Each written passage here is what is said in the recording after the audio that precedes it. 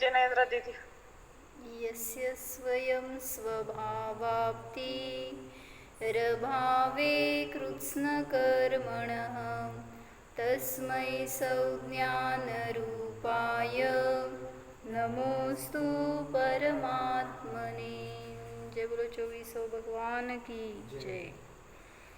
योग्योपादान योगेन दृषदः स्वर्णतामतां द्रव्यादिस्वादिसम्पत्ता वात्मनोऽप्यात्मतामतां वरं व्रतैः पदं दैवं नाव्रतैर्वत नारकं छाया तपस्थयोर्भेदः प्रतिपालयतोर्महान् यत्र भावः शिवं दत्ते द्यौकीयदूरवर्तिनी यो नयत्याशु गव्यूतिं क्रोशार्धे किं ससीदति ऋषिकजमनातङ्कं दीर्घकालोपलालितं नाकेनाकौकसां सौख्यं नाकेनाकौकसामिव वासनामात्रमेवैतत् सुखं दुःखं च देहिनां तथा युद्वेजयन्ते ते भोगारोगा इवापदि मोहेन संवृतं ज्ञानं स्वभावं लभते नहि मत्तः पुमान् पदार्थानां यथा मदनको द्रवै। पुढं बसे काका, हाजीर तो वजीर, आ जाओ आगे. असतंय बाजूला बसतो तुमच्या, त्याला काय इतकं काय जागा नाही आहे का आपल्याकडे. सरका पुढं सरका.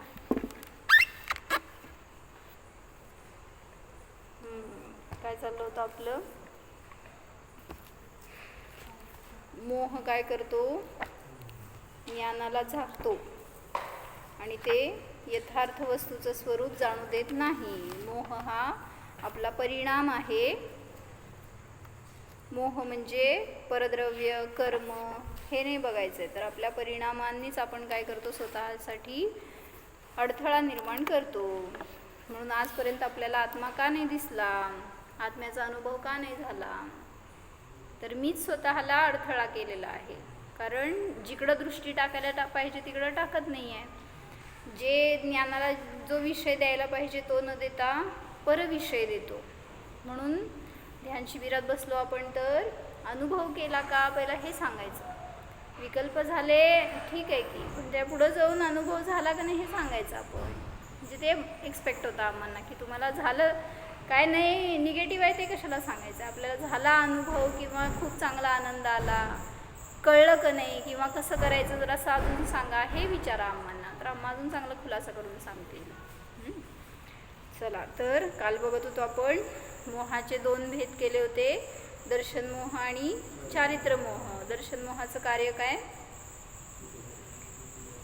दर्शन मोह मिथ्यात्व आहे, त्यामुळं ते सम्यक दर्शन होऊ देत नाही.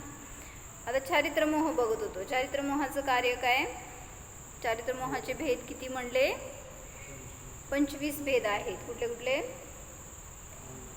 4 4 4 4 9. काय सांग, कसले कशाय, अनंतानुबंधी, अप्रत्याख्यानावरण, प्रत्याख्यानावरण, संज्वलन, हे 16 कशाय आणि 9 कशाय. तर हे सगळे मिळून एकूण 4. हास्य, रती, अरती, शोक, वय, जुगुप्सा, श्रीवेद, पुरुषवेद, नपुंसकवेद. तर हे 9 कशाय आहे. तर या सगळ्याला म्हटलं चारित्र मोह. तर यांचा उदय असताना जीव काय करतो सांगितलं त्यांनी. जब चारित्र मोह के उदय से इस जीव को कषाय भाव होता है, तब यह देखते जानते हुए भी पर पदार्थों में इष्ट अनिष्टपना मानकर क्रोधाधिक करता है. ये मोक्ष मार्ग प्रकाशक मध्ये पान नंबर 38 आहे. त्याच्यामध्ये मोहाने जीवाची काय अवस्था होते, मोहनीय कर्मजन्य अवस्था, असं त्यांनी सगळ्या कर्मांच्या रिलेटेड सांगितलं आहे. पण आपलं मोहाचं प्रकरण आहे म्हणून तेवढंच घेतोय आपण. तर हे सेंटेन्स चांगलं घेतलं. काय सांगितलं, जब चारित्र मोह के उदय से कषाय भाव होता है, अगर मुझे कषाय भाव हो गया तो मैं क्या करता हूँ, सब कुछ देखता हूँ, सब जानता हूँ कि ये ऐसा है, ऐसा नहीं है, ऐसा होने वाला है, सब मुझे दिखता है, लेकिन फिर भी मानता नहीं है। जो मानता है वो विपरीत मानता है, उससे इष्ट अनिष्ट कल्पना करता है और इससे फिर से कषाय करता है। इसलिए उसको यथार्थ वस्तु का स्वरूप ख्याल में नहीं आता, ये बताया। क्रोध का क्या बताया था कल? क्रोध में क्या होता है? दूसरों का अनिष्ट करने की कल्पना होती है। वैसे विचार आते हैं, किसी का बुरा करना है, किसी का अहित करना है, किसी को तकलीफ देनी है, निंदा करनी है, जो भी। क्रोध में जीव अंधा हो जाता है बोलते, फिर सामने वाले का कुछ न कुछ नुकसान कर देता है। लेकिन कर देता है ऐसा बोलना गलत है। क्या सेंटेंस करेक्ट करा?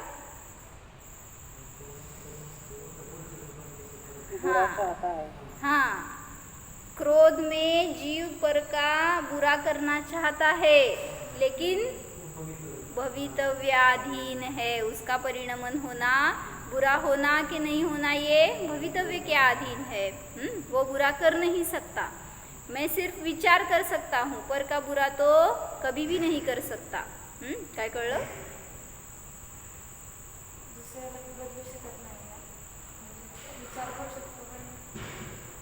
ते त्याचं वाईट व्हायचं का नाही हे त्याच्यावर अवलंबून आहे. म्हणून मग मी काय करायचं, म्हणजे फुकट मी माझ्या स्वतःला मलिन केलं का नाही असे विचार करून, त्याचं वाईट व्हावं, त्याकडे गिऱ्हाईक जाऊ नये, काय करतो दुकानात बसून? आलं तर आलं, गेलं तर गेलं. मतलब ऐसा विचार करना हमारे लिए ही हम कर्मों का आश्रय बंद करते हैं इन विचारों से। तो क्रोध में दूसरों का बुरा चाहने की इच्छा तो हो, बुरा होना भवितव्याधीन है। हाँ, उसका बुरा हो न हो, तुम्हारा बुरा अवश्य होगा। क्यों? क्योंकि क्रोध किया है तुमने। पहले हाथ को मैल लगाया, फिर दूसरों को लगा सकते हैं। मतलब मुझे दूसरों को मलिन करना है, काय म्हणायचं, रंगवायचे समजा दुसऱ्याला, तर पहले स्वयं को रंगना पड़ता है। इसलिए दूसरे का बुरा चाहना है तो स्वयं पहले बुरा होना पड़ता है, इसलिए उसको स्वयं उसका फल पहले भोगना पड़ता है। मान कषाय का पढ़ा था, क्या बताया था? मान कषाय से क्या होता है? मान कषाय का उदय होने पर हाँ, स्वयं की महानता दिखाना चाहता है, महंतता की इच्छा करता है, लेकिन महंतता होना भवितव्याधीन है। सब कषायों के लिए ये अच्छा सेंटेंस बताया है, समझ लेना। मान कषाय से मुझे ऐसे लगता है कि सब लोग मेरी प्रशंसा करे, मुझे बहुमान दे, मेरा आदर सत्कार करे, जो भी हो, मुझे बहुत अच्छा बिहेव करे सब लोग, ऐसा लगता है मान कषाय की वजह से। लेकिन होता क्या है, जो आपके उदय में लिखा है वही होगा। तो त्यागी मुनि व्रती होते हैं, उनकी तो बहुत प्रशंसा होती है, यशस कीर्ति रहती है उनकी। तो उनको मान होता है कि नहीं होता है? क्यों? जहाँ मान होता है वहाँ मुनि नहीं रहता वो, और जहाँ मुनि होता है वहाँ मान नहीं रहता, क्योंकि वो तो ज्ञान की साधना कर रहे हैं, मान की नहीं। क्या बोला मैंने? कौन? हम क्या करते हैं? हाँ, प्रयत्न चालू है, ओके। तो हम करते हैं, हमें सब लोग मान दे, हमें अच्छा बोले या हमारी प्रशंसा करे, ये हम चाहते हैं, लेकिन करते कार्य उससे विपरीत है, इसलिए आपको अपमान ही सहन करना पड़ता है। इसलिए यहाँ बताया, मान से अपनी महंतता की इच्छा तो हो, महंतता होना भवितव्याधीन है। तो मान कषाय भी मोह है, ऐसा लगता है क्या? क्रोध करना भी मोह है, मोह का रूप है। तो जहाँ मोह है वहाँ दुख है, कितना भी प्रयास करो वहाँ पर दुख ही मिलेगा। कषाय चाहे दूसरों के ऊपर करो या स्वयं के ऊपर करो, फल तो मिलेगा स्वयं को ही। मला वाटलं बसताय भैया, इथं बसा की. चला पुढं वाचणार आहे का? माया वाचताय का योगिता? ते आहे का पुस्तक? वाचा.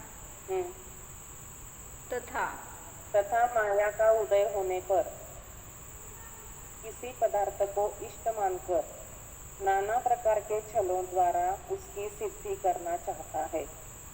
काय रत्न सांगितलं? सुवर्णादी एक मिनिट. काय समजलं? एक्सप्लेन. माया कशाचा उदय असताना काय करतो? किसी पदार्थ को इष्ट मानकर नाना प्रकार के छलों द्वारा उसकी सिद्धि करना चाहता है. माया कषायाने, माया कषाय से क्या किया हमने? मुझे धन अच्छा लगा, इष्ट लगा, तो एन केन प्रकारेण मुझे वो कमाना है, मिलाना है, संचय करना है उसका. ये करते हैं तो ये मायाचार हो गया. उसके लिए छल कपट करेंगे, किसी से दगाबाजी करेंगे, जो भी होगा. तो जो इष्ट लगता है उसको पाने के लिए छल से सिद्धि करना चाहता है. ये माया कषाय का उदय होने पर कार्य होता है. अभी मुझे बताओ, ये तो धन के बारे में मैंने बताया. धर्म में आने के बाद मायाचारी कैसे करते हैं? करते हैं कि नहीं करते? नहीं म्हणते. कैसे करते बताओ? ध्यान शिबिरात मायाचारी केली का नाही सांगा? काय केली? बाहेर दाखवायचं म्हणून आहे. रूममध्ये गेला काय केलं? गप्पा मारले का? कोण बघणार आहे रूममध्ये येऊन? केला असाल. नाही ना? बरं जाऊ देत. मौनचं नाही, दुसरं काय मायाचारी केली हो? वहाँ पर नियम रहता है कि आपको 10 दिन के लिए मौन है, कोई पढ़ना नहीं है, कुछ लिखना नहीं है, जाप नहीं करना, ये सब कंपल्शन रहते हैं वहाँ पर 10 दिन के लिए. क्या क्या किया? खाना खुणा केल्या?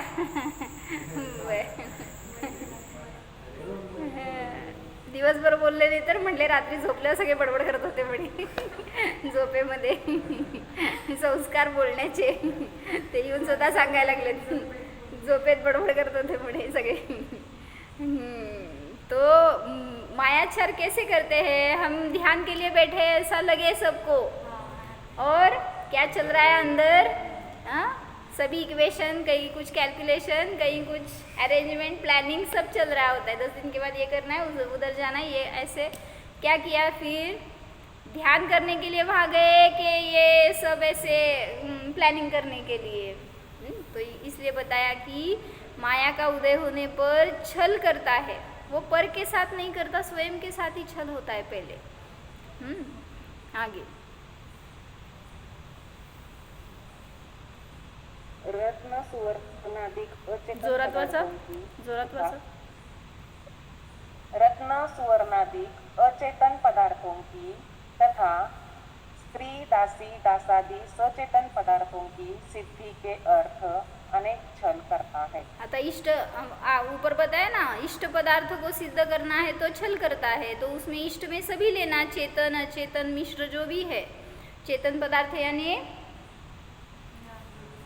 ना ना ना ना स्त्री पुत्र हाँ, जो भी परद्रव्य है ना वो चेतन, उसको उसकी मुझे चाह है, उसको मिलाना है. जैसे किसी को समझो क्या बोलते, काम करने के लिए कोई काय म्हणायचं वर्कर रखना है तुम्हें, तो वहाँ पर मायाचारी करते कि हम आपको बहुत देंगे, या हम आपका ख्याल रखेंगे, हम आपको इतना धन देंगे. ऐसा बड़ा चढ़ा कर कुछ बताते हैं, आपकी सब व्यवस्था कर देंगे ऐसे. तो सचेतन पदार्थ, या कोई लड़का हो तो उसके लिए लड़की चाहिए तो मायाचारी करता है, लड़की हो लड़के के लिए मायाचारी करती है, शादी के लिए वगैरह. तो सचेतन पदार्थ इष्ट है तो उसको मिलाने के लिए मायाचारी करते हैं. अचेतन पदार्थ कौन से? यहाँ पे बताया उन्होंने, रत्न सुवर्ण आदि अचेतन पदार्थ, स्त्री दासी दास आदि सचेतन पदार्थ, इनको मिलाने के लिए अनेक प्रकार से छल करता है. कोण कधी छल केलं सांग? पुराणामध्ये किसने छल से स्त्री को पकड़ा, शादी करनी थी उसको उससे. रावण ने भी छल किया, क्या किया? सीता को लाने के लिए उसने ब्राह्मण का वेश लिया था और दान मांगा था ना उसको, तो छल करके उसकी प्राप्ति करनी चाहिए। और पटा पटा पटा बोलो, भरपूर उदाहरण है। छल से किसने किसको मिलाने की कोशिश की? सचेतन अचेतन पदार्थ। आयशु बोल। मैना सुंदरी, मायाचारीने, मायाचारी कुठे केली? कशाय केले वडिलांनी? मैना सुंदरीच्या वडिलांनी कशाय केले आणि क्रोधाने त्या कोडीचं लग्न करून दिलं। मायाचारी कहाँ पर किसने की? श्रेणिक पता है? श्रेणिक अकलंक निष्कलंक ने क्या किया? ठीक है, उन्होंने भी मायाचारी की कि अजय ने ऐसा कहकर उस बौद्ध के गुरुकुल में गए ना सीखने के लिए। मायाचारी की कि नहीं, ऐसा सिर्फ देखना है अभी हमें। सच बोल कर गए क्या? हम जैन हैं, यहाँ पढ़ने आए हैं, हमें बैठने दो, क्या होता? पहिल्या गाडीने जावं म्हटले असते का? मतलब मायाचारी करके गए, लेकिन उद्देश्य जो भी हो पीछे ये नहीं मुझे देखना था, सिर्फ मायाचारी के उदाहरण हम देख रहे थे। और श्रेणिक राजा ने सीता को छोड़ा, राम ने सीता को छोड़ा, क्यों? सीतेला वनवास सोडले। हाँ असं होय, बर। राम ने बताया सीता को कि मैं तुम्हें तीर्थ यात्रा के लिए, तीर्थाटन के लिए भेज रहा हूँ, जाओ। लेकिन छोड़ा कहाँ पर? उस जंगल में, भयानक जंगल, हिंस्र पशु जहाँ थे वहाँ जंगल में छोड़ा। वहाँ पर भी छल से ही कार्य किया उसने। ओके, और मतलब स्त्री को प्राप्त करने के लिए भी मायाचारी और स्त्री को छोड़ने के लिए भी मायाचारी करते लोग, क्या क्या करते बापरी। और मैं बता रही थी, श्रेणिक राजा ने चेलना का चित्र देखा, पता है?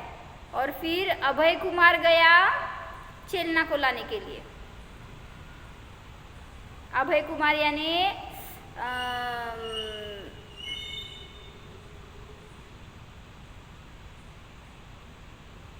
चेलना श्रेणिकाची बायको है ना, बरोबर है कि? मग अभय कुमार गया था चेलना के पास और उसने कुछ तो मायाचारी की वहाँ पर और उसको लेके आए, क्या जैन है ऐसा बताकर या कुछ ऐसा छल करके उसको पळवून आणलं होतं तिला अभय कुमाराने, का ती पळून आली होती त्याच्याबरोबर असं।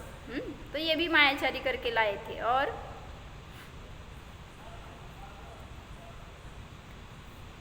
काय पुराण माझं कच्चं आहे म्हणलं, तुमचं सगळ्याच मी कच्चं आहे दिसतंय। काका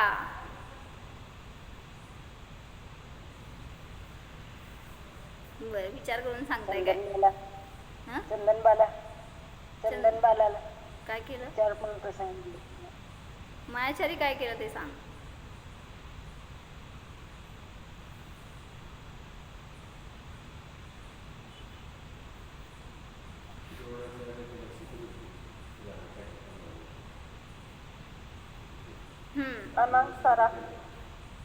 अनंग सराचं काय झालं? मायाचारी काय केलं?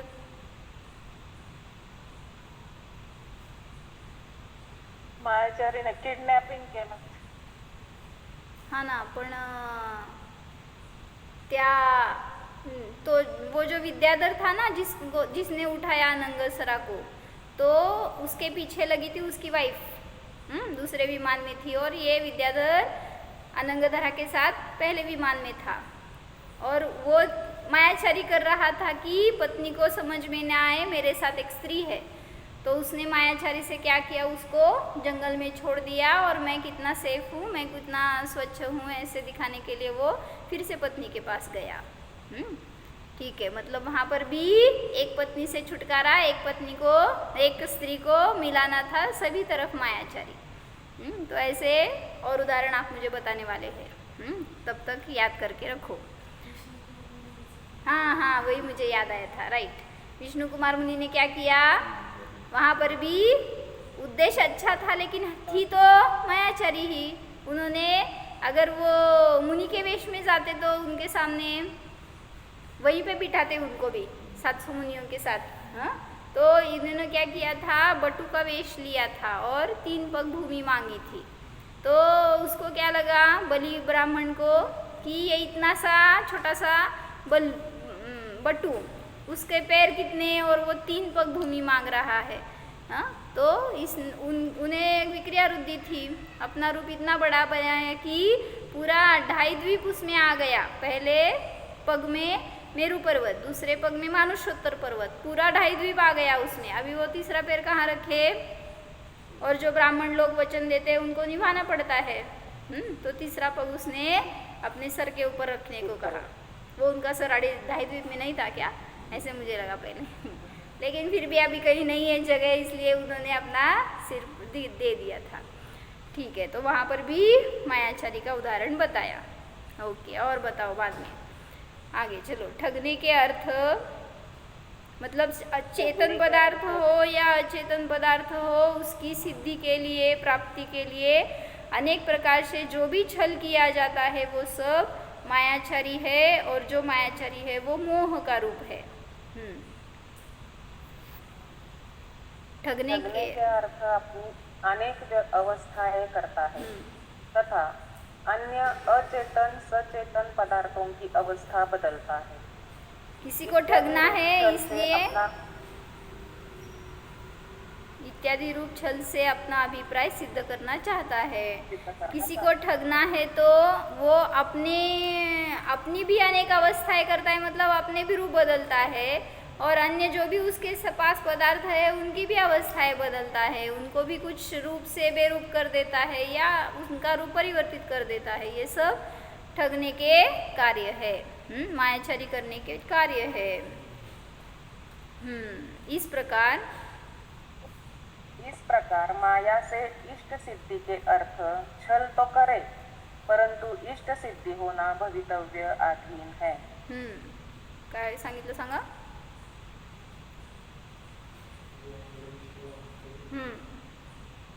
इष्ट सिद्धि के अर्थ छल तो करे लेकिन उसको वो सिद्धि होगी या नहीं होगी भवितव्याधीन है।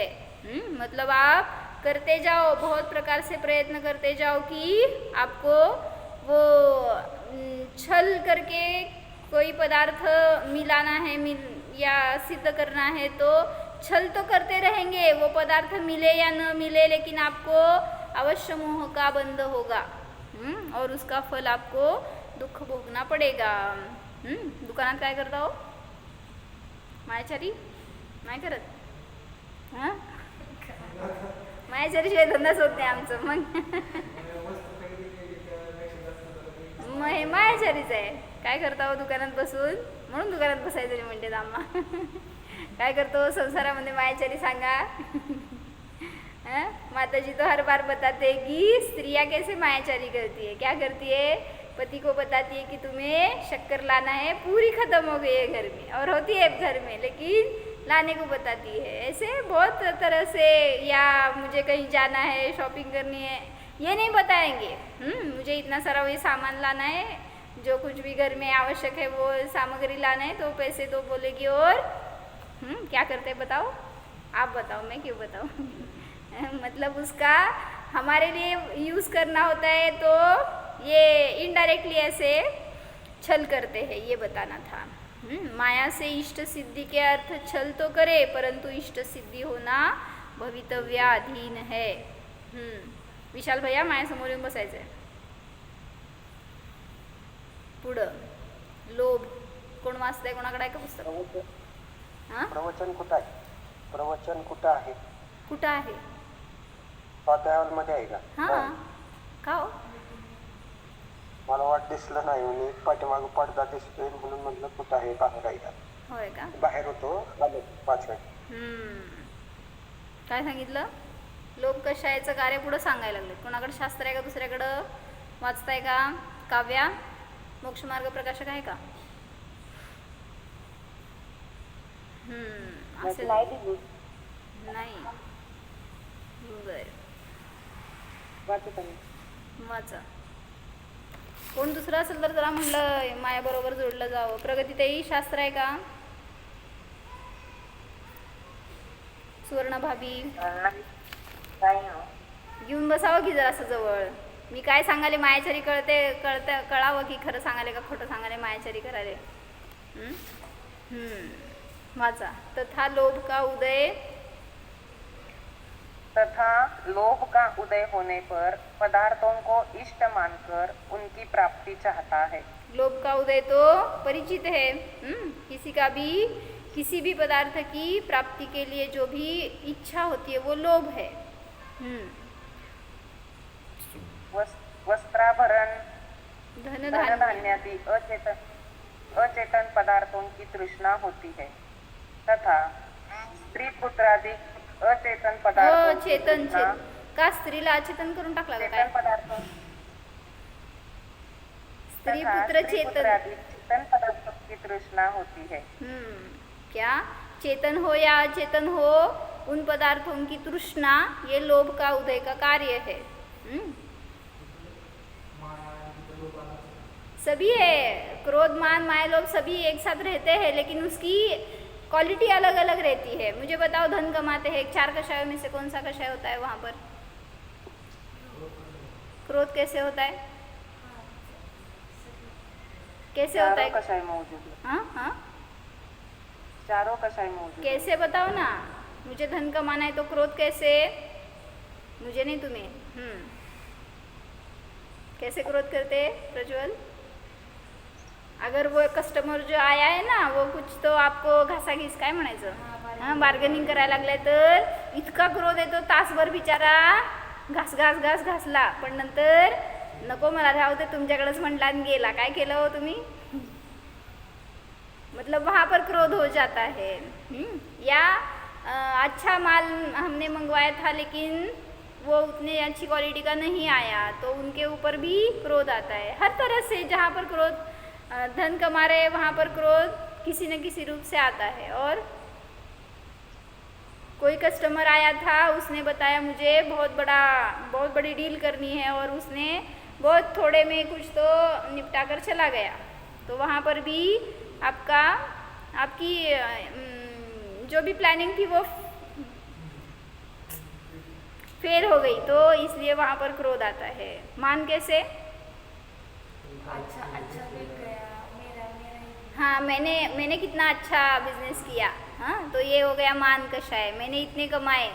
ऐसे एक लड़का था और वो जस्ट बिझनेस में एंट्री की थी उसने और क्या बोलते गावळा बसायला आणि फांदी तुटायला खूप चांगलं चाललं होतं बिझनेस. हां आणि त्याला काय वाटायचं मी किती ग्रेट आहे. आमच्या खानदानमध्ये सगळ्यात भारी मीच बिझनेस करतो. मीच पैसा चांगला कमवतो. कोणाला एवढं मिळालंच नाही एवढं फास्ट. मी आत्ता तर आलो आहे बिझनेसमध्ये आणि मला एवढं मिळालं असं सांगायचा तो मुलगा. म्हणजे मला वाटलं की काय ते असं येऊन हातात पडायला बरोबर आणि ते जर ते नसतं तिथं तर कोणाला मिळालं नसतं असं वगैरे. पण उलटं मान कशाने काय झालं आपण फुकट भविष्य धोक्यात घातलं आपलं. बरं ठीक है आगे क्या बताया? लोग हाँ जब हम धन कमाते हैं तो क्रोध करते हैं मान करते हैं. मायाचार कैसे करते हैं ये तो पता है. बहुत अच्छी क्वालिटी की है ऐसा बताकर कैसी चीज़ बेचते हैं. काय चांगल्या क्वालिटीचे तांदूळ म्हणून विकायचे. कसले विकणार? सगळे भेसळ केलेले म्हणा किंवा लो क्वालिटीचे किंवा त्यात काही दगडमाती घातलेले असं वगैरे. मग ते तुम्ही तसलं विकता तर त्याला म्हणलं मायाचारी. पुढं लोभ कशाय?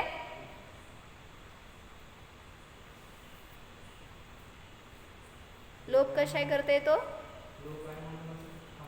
हाँ लोभ है ना कमाना है ये लोभ है आपका और इस वजह से जो भी मिलता है उसमें और तृष्णा बढ़ती जाती है.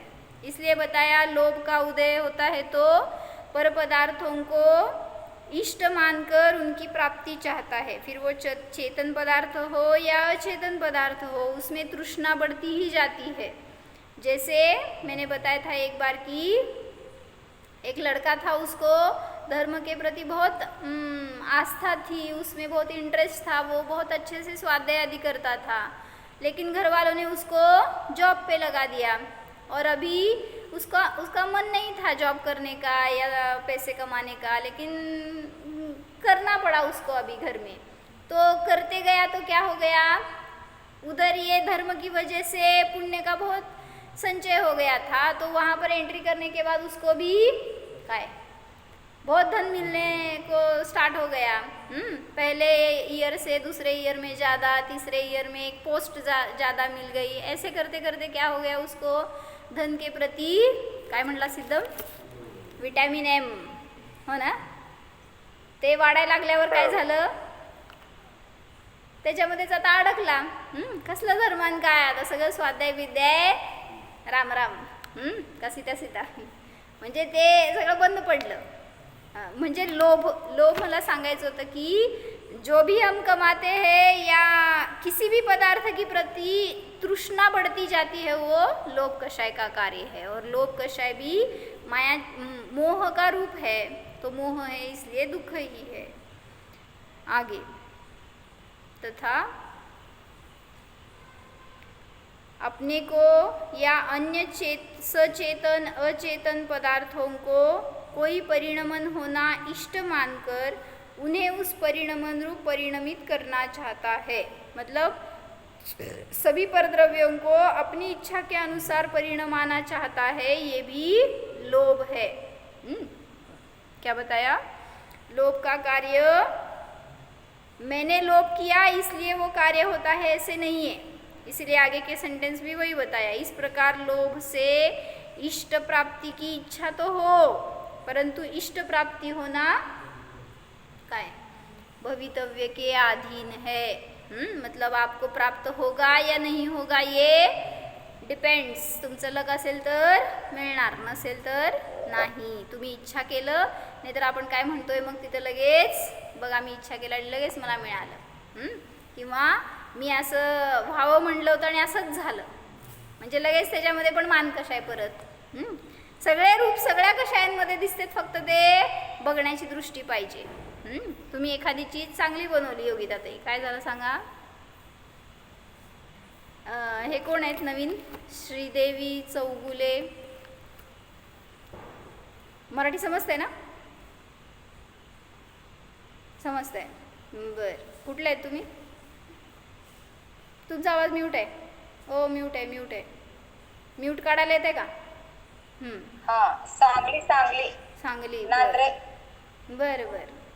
कसं काय जॉईन केलंय, कुणाकडून।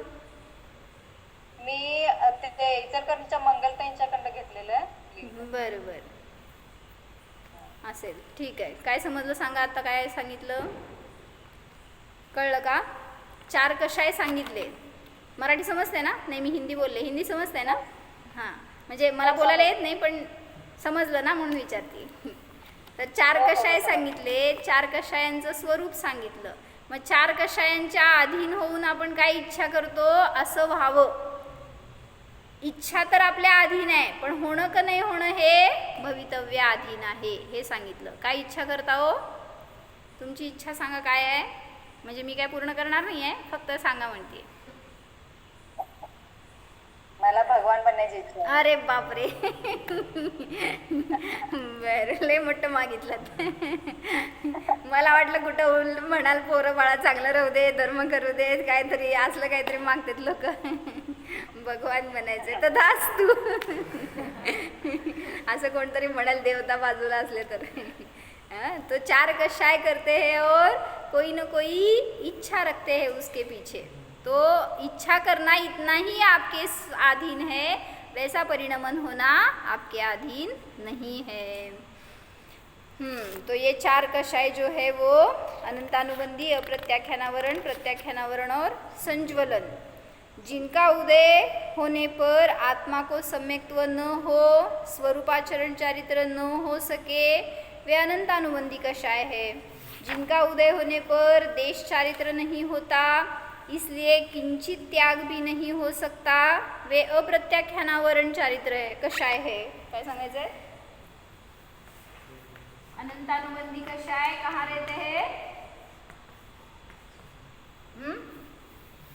अनंतानुबंधी 4 यानी क्रोध मान माया लोभ कहाँ रहते हैं, उसका कार्य क्या है, ये कषाय है और उसका कार्य मैं ये बताने वाली हूँ, आप ये बताने वाले हो. बोल काय कार्य. सम्यक्त्व होऊ देत नाही, मिथ्यात्वाच्या बरोबरच असतं ते. ॲक्च्युली कार्य मिथ्यात्वाचं आहे, पण ते त्याचं दोस्त आहे, बेस्ट फ्रेंड. त्यामुळे ते पण सम्यक्त्व होऊ देत नाही, म्हणजे सम्यक्त्वाला बाधक आहे. लिहा.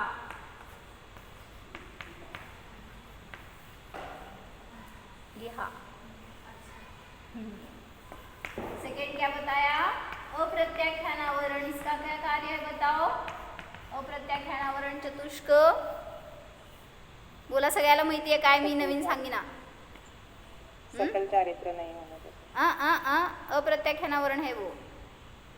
आप जो बता रहे वो प्रत्याख्यानावरण का कार्य है. अनुव्रत देश नाही. चारित्र नहीं होने देता. देश व्रत नहीं लेने देता. देश व्रत को बाधक होती है ये कषाय. ये यहाँ पर भी समझ लेना, तीव्र कषाय का उदय होता है तो वो बाधा करता है और मंद कषाय के उदय में वो कार्य दिखता है. आगे प्रत्याख्यानावरण कषाय होता है, उसका क्या कार्य है, तो ये महाव्रत में बाधक होता है. सकल संयम बोलो या महाव्रत बोलो. आगे संज्वलन कषाय का कार्य क्या होता है, यथाख्यात चारित्र नहीं. यथाख्यात चारित्र नहीं प्रकट होने देता. कहाँ पर यथाख्यात चारित्र कहाँ होता है, 11 से 11 ते 14. हाँ 11 से 14 गुणस्थान में यथाख्यात चारित्र होता है. उससे पहले संज्वलन का उदय रहता है, तो संज्वलन के उदय में उसको ये यथाख्यात चारित्र यानी जैसा रूप है, अपना स्वरूप है, वैसा प्रकट नहीं होने देता. इसलिए बताया ये सब मोह है और ये आपको मोक्ष मार्ग में बाधक है. ये आपको मूर्छा उत्पन्न करने वाला है, आपको स्वभाव से दूर रखने वाला है, विपरीत अर्थ को ग्रहण करने में निमित्त है. तो यही इस पैराग्राफ में बताया है. जिसका उदय होने पर आत्मा को सम्यक्त्व न हो वो अनंतानुबंधी कषाय. जिनका उदय होने पर देश चारित्र नहीं होता, इसलिए किंचित त्याग भी नहीं हो सकता, वे अप्रत्याख्यानावरण कषाय है. जिनका उदय होने पर सकल चारित्र नहीं होता यानी महाव्रत नहीं ले सकता, इसलिए सर्व का त्याग नहीं हो सकता, वे प्रत्याख्यानावरण कषाय है. ह्याचं गुणस्थान सांग प्रज्वल. इधर इधर इसका गुणस्थान कौन सा है,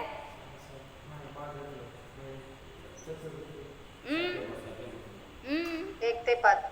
हाँ 5वें गुणस्थान तक है ये कषाय. तो पहले गुणस्थान से है, लेकिन 5वें गुणस्थान तक महाव्रत नहीं है ना, उसको महाव्रत में बाधक है, तो महाव्रत से पहले तक है, तो इसलिए पहले से 5वें गुणस्थान तक ये इसका उदय कार्य करता है. समझ में आ रहा है क्या बताया आपको. अभी माताजी ने बताया रात में खाना नहीं है, पीना नहीं है, दूध नहीं, पाणी नाही, काय नाही. काय वाटलं, उद्यापासून माताजीच नाही. जिसको इससे मोह है वो, जिसको पाप से मोह है वो पुण्य से दूर रहता है, और जिससे पुण्य से मोह है वो काका घरी बसले होते, माहित नाही काकांना, आम्हाने आता प्रवचन घेतलं. हाँ तो ये सब थे यहाँ पर वहाँ पर. तो क्या बता रही थी मैं, नहीं हमें जहाँ व्रत लेने के भाव नहीं होते ना, एक भी व्रत न लेने के भाव, कौन सा गुणस्थान, मिथ्यात्व पहिले गुणस्थान. हाँ व्रत न लेने के भाव बता रही मैं. सम्यक्त्व नहीं होना ये बताया क्या, सम्यक दृष्टि भी हो लेकिन व्रत नहीं लेने के भाव होते तो चौथे गुणस्थान तक. पहले से चौथे गुणस्थान तक ऐसा बताओ चलता है. 1 से 4 गुणस्थान तक इन कषायों का उदय रहता है अप्रत्याख्यानावरण जनित. इस वजह से वो जीव एक भी नियम संयम नहीं ले सकता. फिर एक क्या आंशिक नियम का पालन करता है, कुछ थोड़े बहुत व्रतों का, लेकिन उसको महाव्रत नहीं ले सकता. तो वहाँ पर जो कषाय होती है उसका नाम है प्रत्याख्यानावरण चतुष्क. आगे महाव्रत भी ले लिए, लेकिन उन महाव्रतियों को भी कषाय का उदय रहता है, पता है? मतलब जो मुनिराज रहते हैं, निर्ग्रंथ दिगंबर है, लेकिन फिर भी क्रोधमान माया लोभ उनको भी रहता है उदय। तो क्या करते हैं उस उदय में? वो फाईट काय करतात? मुनींना क्रोधाचं उदय आल्यावर काय करतात? शिव्या देतात, मारतात, दंड देतात, काय करतात? तो वो उदय कैसे रहता है बताया ना, जैसे पानी के ऊपर रेखा क्या लाइन बनाई, डोक्यात नहीं ज्ञानात। हाँ, मतलब वो कषाय इतनी मंद रहती है कि उदय है इसलिए दिख रहा है सिर्फ, ऐसे नहीं कि वो क्रोधी हो गए तो कहाँ गए बताओ? नीचे उतर गए। पहिले लगेच पहिल्यात घालू नको, थांब जरा, इथून उतरून ते कुठं पण जाऊ शकतात। मतलब अगर क्रोध उनका बहिरंग में व्यक्त हो रहा है, बहुत दीर्घ काल तक रह रहा है, तो वो मुनी नहीं रहे। मला आता गुणस्थान सांगा फक्त, कुठले कुठले लिहू इथं? अनंतानुबंधीचं गुणस्थान पटापटा बोला काका। हां, अनंतानुबंधीला काय आता बाधक? एकच, दुसरं कुठलं नाही। पहिल्या गुणस्थानातच अनंतानुबंधी आहे, दुसऱ्यात आहे पण त्याची काही चर्चा नाही करायची आपल्याला। अप्रत्याख्यानावरणचं गुणस्थान 1 से 4 तक ऐसे बताना, क्योंकि पीछे वाले जीवों को भी है उदय वो। 1 से 4 गुणस्थान तक प्रत्याख्यानावरण, 1 से 5 गुणस्थान तक संज्वलन,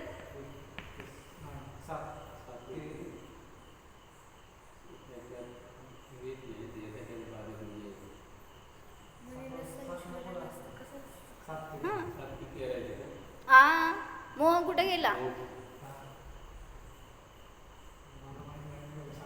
गोळ्या मारा गोळ्या। संज्वलन का उदय पहले गुणस्थान से रहता है, सभी कषायों का उदय पहले गुणस्थान से है, लेकिन तीव्रता जो है वो अनंतानुबंधी की दिखती है, इसलिए पहले गुणस्थान से 10वें गुणस्थान तक संज्वलन का उदय रहता है। कार्य कुछ नहीं है लेकिन वहां पर है उदय, इसलिए बताया कि वो यथाख्यात चारित्र होने नहीं देता, यही उसका कार्य है। ऐसे नहीं कि वो मुनि कुछ क्रोधी होते हुए दिखते। एक बार ऐसे सुना था ना, क्या एक संघ में ऐसे शिष्य लोग थे और वो उनका कुछ तो गुरु से मतभेद हो गया, तो उन गुरु को इतना क्रोध आया, उन्होंने पिंछी थी ना उनकी हाथ में, उसको दे मारा और वो वहाँ पर मर गया वो, ऐसे कुछ तो बताया था। वो ऐसे यहाँ पर कुछ तो लगी वो पिंछी उनकी और खून निकल गया और वो उसमें गया, ऐसे कुछ तो बताया। बताओ कौन से कषाय, कौन सा गुणस्थान, कौन सा मोह? तो ये नहीं रहे यहाँ, छठे गुणस्थान के मुनि नहीं रहे वहाँ पर। इसलिए बताया कि जो 6वें 7वें 8वें 9वें 10वें गुणस्थान वर्ती है ना, उत्तरोत्तर उनकी भी कषाय मंद हो जाती है। दिखता तो कुछ नहीं है बाहर, लेकिन उदय होता है। कार्य बाहर में दिखे ऐसा नहीं है, कार्य तो छठे गुणस्थान तक ही दिखेगा, जो भी दिखेगा। मतलब अभी मुनिराज हमें पढ़ा रहे हैं, कुछ उपदेश दे रहे हैं, तो वहाँ पर भी कषाय है। वो कौन सा कषाय है? मुनी तुम्हाला शिकवायला लागलेत, काय धर्म संबोधन देत आहेत, त्यांचा कुठला कषाय आहे तो? हां, नाही कषाय कुठला आहे क्रोधमान मायालोपैकी? 6व्या गुणस्थानात संज्वलन आहे की, संज्वलनाच्या उदयात असू शकतात, पण पढ़ाना है ये एक प्रकार का लोभ है, और स्वभाव से दूर गए तो स्वभाव के प्रति क्रोध है। ये सभी कषाय ऐसे लगा सकते हैं। मतलब इसलिए सभी जीवों को उदय तो है, लेकिन कार्य कैसा करना है ये अपने वर्तमान परिणाम पर डिपेंड करता है। अगर हमने उन कषाय, उनके उदय में कषाई हो गए, अनुरूप परिणमन कर गए, तो नियम से हमें वैसे दुख का फल भोगना पड़ेगा। इसलिए कषायों में निष्कषाय है ऐसा अनुभव करो। ओम।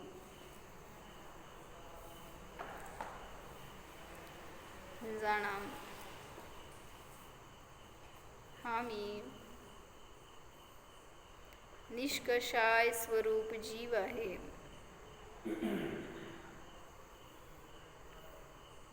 या जीवामध्ये क्रोध नाहीच, मान नाहीच, माया नाहीच, लोभ नाहीच.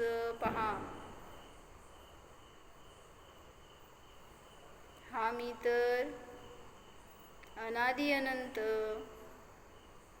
निष्कषाय स्वरूप आहे, निष्कर्म स्वरूप आहे.